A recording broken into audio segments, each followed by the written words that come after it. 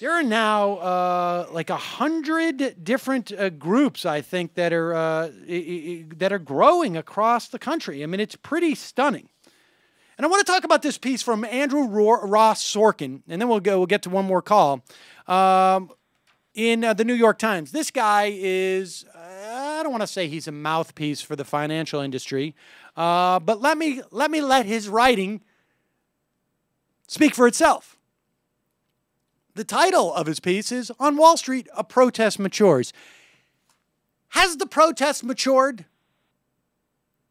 I mean, what's the implication? When they started out, they were little babies. They were little kids. And now they're growing. They're growing up and they're getting a little bit better. It's an interesting choice of words. Because the other way you could frame this is, I'm starting to understand what they're talking about. Or they're gaining more and more power. Not that they're growing up. And they're getting all big now. This is the way they diminish this, the protesters. They've gone from elementary schools to now they're tweeners or adolescents. They're maturing. And he writes, I had gone down to Zuccotti Park to see the activist movement firsthand after getting a call from the chief executive of a major bank last week. Before nearly 700 people were arrested over the weekend during a demonstration on the Brooklyn Bridge. Is this Occupy Wall Street thing a big deal? The CEO asked me. I didn't have an answer.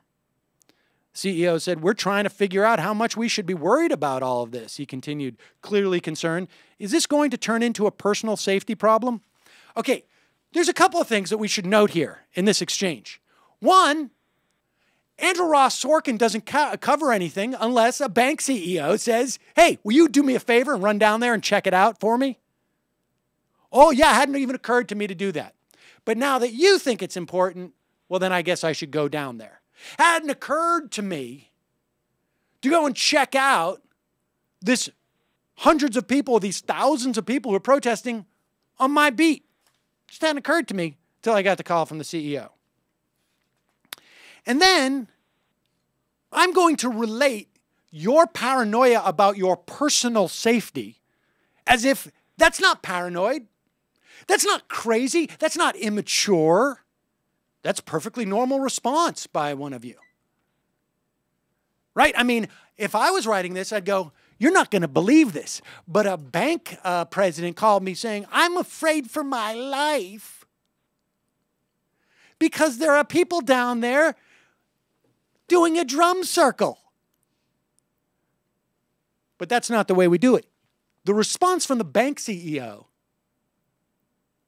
and the interesting thing is, I mean, the thing that I appreciated is at least they're worried about it, but the only thing that they're worried about right now is my own personal safety. I'm not worried that this might actually push a movement for accountability, at least according to Andrew Ross Sorkin, right? I mean, Andrew Ross Sorkin made a point of putting in this thing. He's afraid of his personal safety. He's not afraid of any type of accountability because his banks have been engaged in fraud or took huge bailout money from the taxpayers and have screwed over our economy. That he's not afraid of. He's afraid of his personal safety. So I'm going to call a financial reporter at the New York Times.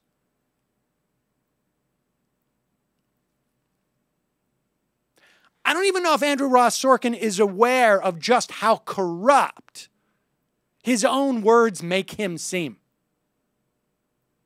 Or if he has just been in such an environment that actually is going to benefit him. He thinks it's going to benefit him, and it very well may. Hey, I just want to put it out there for any bank CEOs. I'm your go-to errand boy if you need to get an assessment as to whether or not they're going to, those pitchforks and torches are going to come to your house. Give me a call. I'm here for you guys. The rest of the stuff is, you know, a bunch of subtle mush. But in the end, Andrew Ross Sorkin wants to sort of make it about like these rabble-rousers. They could be committing some violent acts soon. I think, in fact, one way he does phrase. Where is it? What does he say? Okay. As I wandered around the park, it was clear to me that most bankers probably don't have to worry about being in imminent personal danger. As if that's the issue, right? This didn't seem like a brutal group. At least not yet.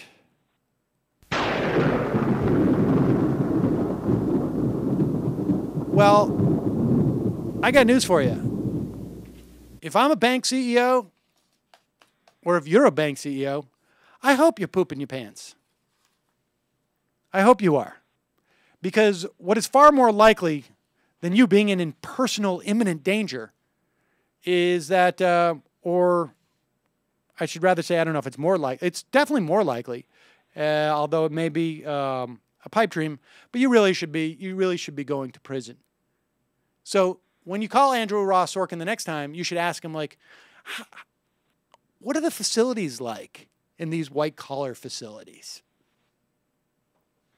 And Andrew Sorkin can be that go-to guy. I'll go down and visit for you.